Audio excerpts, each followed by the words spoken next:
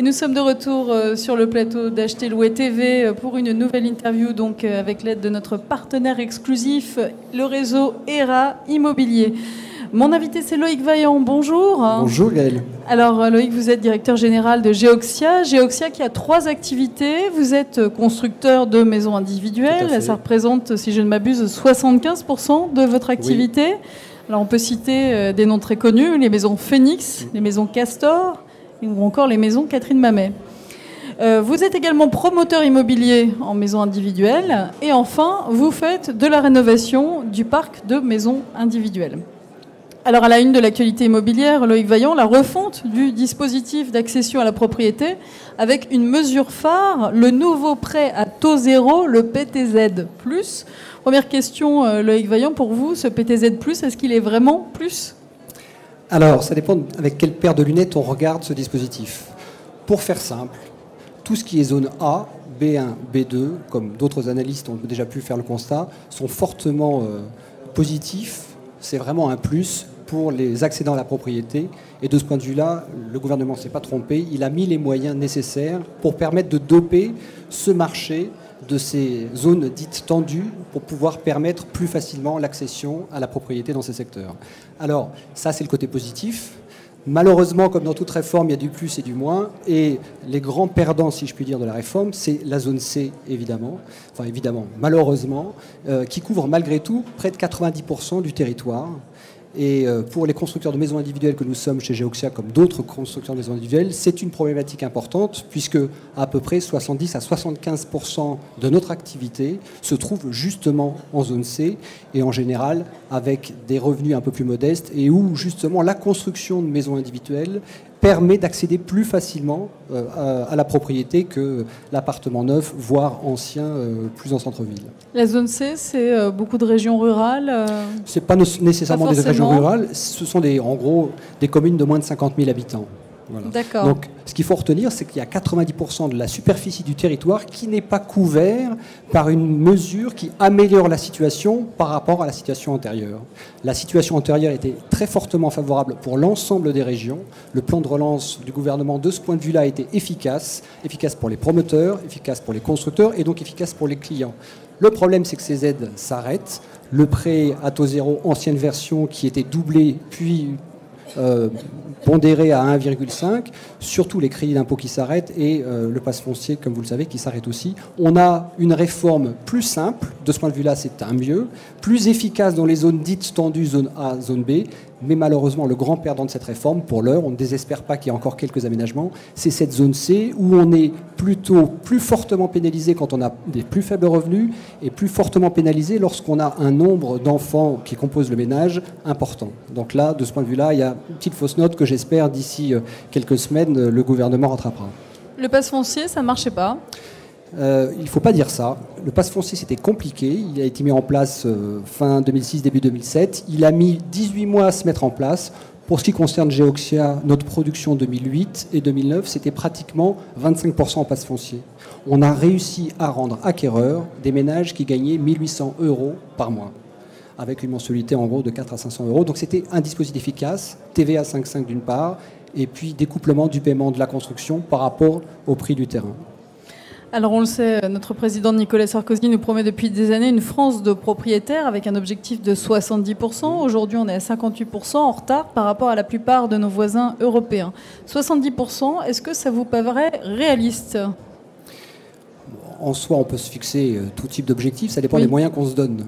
C'est ça. J'allais dire que sur le plan des moyens économiques et financiers d'aide, nous sommes un pays riche, même si comme bon nombre de pays dits développés, on traverse aussi quelques difficultés budgétaires et il y a des arbitrages à faire, on peut les comprendre. Néanmoins, nous sommes un pays riche et il y a toujours eu des aides à la pierre, quelles qu'elles soient, notamment pour l'accession à la propriété, surtout ces dernières années. Donc il y a véritablement un effort qui a été fait par les précédents, au cours des précédents mois pour aider cette accession à la propriété, mais ça ne suffit pas, parce que ce n'est pas le tout d'avoir les moyens financiers de le porter. Faut-il encore qu'il y ait du terrain nécessaire à un juste prix pour pouvoir porter des projets, qu'ils soient en maison ou en collectif. Donc la lourdeur administrative du dispositif d'autorisation donnée pour les permis de construire est un vrai sujet, un vrai enjeu. Juste pour information, le gouvernement dépense en moyenne 7 milliards par an en faveur de l'accession à la propriété. On peut quand même trouver que ça ne progresse peut-être pas assez rapidement vu les moyens qui sont déployés. Donc il faut trouver ailleurs les raisons de ce blocage. Le foncier, c'est ça pour vous le problème? Notamment, bien sûr. Oui, mais que faire alors? Eh bien alors là, c'est difficile. Vous savez que nous sommes dans un pays de droit avec une réforme, enfin une décentralisation qui a opéré et transféré évidemment la capacité aux élus locaux de délivrer des permis de construire. Et bien voilà, après il faut qu'on ait des maires dits bâtisseurs pour pouvoir porter encore un peu plus fortement le développement. D'accord. L'Union des maisons françaises annonce un chiffre impressionnant de vente de maisons individuelles. Alors, entre août 2009 et juillet 2010, donc juillet dernier, elles auraient progressé de plus de 28% par rapport aux 12 mois précédents. Est-ce que vous confirmez ces chiffres? Écoutez, je confirme l'amélioration par rapport à l'année précédente. Je suis plus sceptique sur l'ampleur de cette progression. Tous les constructeurs que je peux côtoyer ici ou là ne sont pas sur ces ordres de grandeur-là. On est plutôt plus proche des 10 à 15%. Ça démontre quand même une chose, c'est que le système qui régit aujourd'hui l'accession à la propriété est efficace. Si on a pu retrouver ce volume d'affaires et donc ce nombre de clients et de ménages qui font construire des maisons individuelles, ça veut dire qu'aujourd'hui, la réglementation actuelle est efficace pour favoriser l'accession à la propriété. J'aurais presque envie de dire, si on veut atteindre rapidement 70% de propriétaires, ne changeons rien à ce qui existe aujourd'hui. Alors justement, malheureusement, ça va changer, puisqu'on parle de coups de rabot sur les niches fiscales. C'est un peu polémique, mais ça va être fortement positif, encore une fois, pour les zones beaucoup plus tendues, les grandes agglomérations, Paris et la Grande Couronne, Rhône-Alpes, près de Lyon, le bassin méditerranéen également qui est fortement coincé entre la mer et la montagne. C'est souvent plus compliqué de trouver des fonciers, donc le prix du foncier est plus cher, donc le prix de l'immobilier est plus cher. Là, ça va être véritablement un vrai levier, un vrai bol d'air, d'oxygène donné aux accédants à la propriété. Reste la zone C qui est un peu plus en souffrance. En gros, 10 000 € de moins de financement pour un ménage sur un projet de 180 000 €, ça fait que le ménage ne fait pas son projet. C'est aussi simple que ça. Les prix du neuf, est-ce qu'ils vont continuer d'augmenter au même rythme? Les prix, c'est quoi? C'est la rencontre de l'offre et de la demande. Donc aujourd'hui, on constate quoi? On constate que les prix, à nouveau dans les grandes agglomérations, recommencent à grimper, dans le neuf surtout, mais l'ancien est en train de suivre également. A contrario, dans des zones justement moins tendues, les prix se sont stabilisés, voire dans certaines régions continuent de baisser un petit peu. Donc il n'y a pas un marché de l'immobilier, comme on le sait, il y a vraiment des marchés. C'est un marché de proximité, et le marché de Paris n'a rien à voir avec le marché de Limoges, qui n'a rien à voir avec le marché de Dinard. D'accord. Petite question sur le Grenelle de l'environnement. C'est vraiment une lame de fond qui va complètement bouleverser le paysage aujourd'hui immobilier? C'est une transformation profonde, durable, j'oserais dire, avec... justement des innovations très importantes. Les industriels font de gros efforts en R&D avec des opérateurs notamment comme Geoxia. On travaille beaucoup avec les cellules de R&D des différents industriels de la construction. Il y a des vraies solutions techniques qui sont en train d'évoluer. Vous prenez le cas de Geoxia, on a été l'un des premiers à faire des maisons BBC en 2007. La maison BBC qu'on réalise en 2010 n'a rien à voir avec la maison BBC qu'on a fait en 2007 en termes de coût et en termes de facilité de développement. Vous arrivez en tant que groupe très important à négocier des économies d'échelle, enfin à construire BBC moins cher? C'est plus la recherche? C'est pas tant des économies d'échelle, c'est des solutions moins coûteuses.